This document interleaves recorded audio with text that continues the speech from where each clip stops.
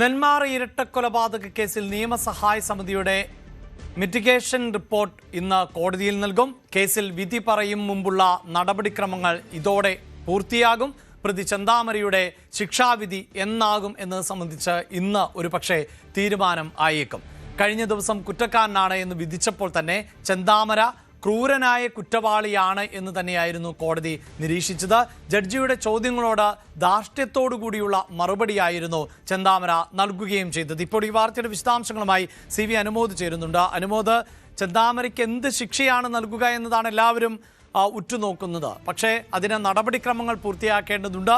നേരത്തെ തന്നെ കോടതി ചെന്താമര കുറ്റക്കാരനാണ് എന്ന് കണ്ടെത്തിയതാണ്. ഇനി എന്തൊക്കെ നടപടിക്രമങ്ങളാണ് പൂർത്തിയാക്കാനുള്ളത്? ഒരുപക്ഷെ എന്നാകും ഈ ശിക്ഷാവിധി എന്നത് സംബന്ധിച്ച് ഇന്ന് അറിയാൻ സാധിക്കുമോ?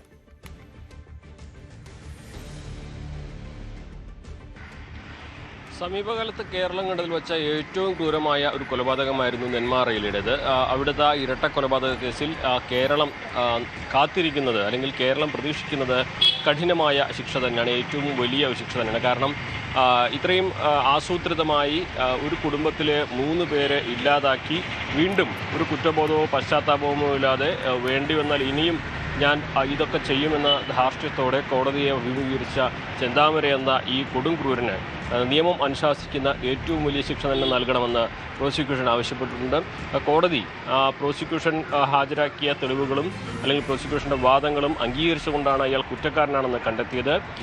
ഇനി ബാക്കിയുള്ളത് നിയമസഹായ സമിതി നൽകുന്ന മിറ്റിഗേഷൻ റിപ്പോർട്ടാണ്. അതായത് ഇയാളുടെ പുനരധിവാസം, അതേപോലെ മനപരിവർത്തനം, ഇയാൾക്ക് കുറ്റബോധമോ പശ്ചാത്താപമോ ഉണ്ടോ എന്നുള്ള കാര്യം, ഇയാൾ ഈ ഏതെങ്കിലും തരത്തിൽ മാറ്റങ്ങൾക്ക് വിധേയമാകാൻ പറ്റുന്ന ഒരാളാണോ, അല്ലെങ്കിൽ അങ്ങനെ എന്തെങ്കിലും മാറ്റങ്ങൾ ഇയാളുടെ സ്വഭാവത്തിലോ പ്രവൃത്തിയിലോ ഉണ്ടോ എന്നുള്ള കാര്യങ്ങളൊക്കെ അതിനെക്കുറിച്ചുള്ള റിപ്പോർട്ടാണ് ഇന്ന് ഹാജരാക്കുക. സ്വാഭാവികമായിട്ടും ഈ റിപ്പോർട്ടും കോടതി വിശദമായിട്ട് ഇതിനെ പരിഗണിക്കും. ഒരുപക്ഷെ ആ റിപ്പോർട്ടിന്മേൽ വാദപ്രതിവാദങ്ങൾ ഉണ്ടാകാനുള്ള സാധ്യതയുമുണ്ട്. അങ്ങനെയാണെങ്കിൽ അതിനുശേഷമാകും ഈ കേസിൻ്റെ വിധി പ്രസ്താവിക്കുക. ഒരുപക്ഷെ ഈ മിറ്റിഗേഷൻ റിപ്പോർട്ടിൽ വാദം നടക്കുകയാണെങ്കിൽ വീണ്ടും ഈ വിധി പറയുന്നത് അല്പം നീണ്ടുപോകാൻ സാധ്യതയുണ്ട്. അതല്ലെങ്കിൽ ഈ മിറ്റിഗേഷൻ റിപ്പോർട്ട് പരിഗണിച്ച ശേഷം എന്ന് വിധി പറയുമെന്ന് കോടതി ഇന്ന് പ്രഖ്യാപിക്കും, അല്ലെങ്കിൽ ഇന്ന് അറിയിക്കുമെന്നാണ് കരുതുന്നത്. ഒരുപക്ഷെ അടുത്ത ദിവസങ്ങളിൽ ഈ മിറ്റിഗേഷൻ റിപ്പോർട്ടിന് മേലുള്ള വാദങ്ങളുടെ കാര്യത്തിൽ അന്തിമധാരണയായതിനു ശേഷമേ ആ കാര്യങ്ങൾ തീരുമാനമാവുകയുള്ളൂ. എന്താണെങ്കിലും ഇന്ന് വിധി പറയില്ല എന്ന് ഉറപ്പാണ്. ചെന്താമരയെ വീഡിയോ കോൺഫറൻസ് വഴിയാണ് ഹാജരാക്കുന്നത്. അതുകൊണ്ട് തന്നെ വലിയ നടപടിക്രമങ്ങൾ ഇന്ന് കോടതിക്കകത്ത് ഉണ്ടാകാൻ സാധ്യതയില്ല. മാത്രമല്ല വിധി പ്രഖ്യാപനം എന്നുള്ളത് കുറേ നടപടികൾക്ക് ശേഷം പൂർത്തിയാകേണ്ട ഒന്നാണ്. അതിൻ്റെ ചട്ടങ്ങളൊക്കെ ഒരുപാട് പൂർത്തീകരിക്കേണ്ടതുണ്ട്.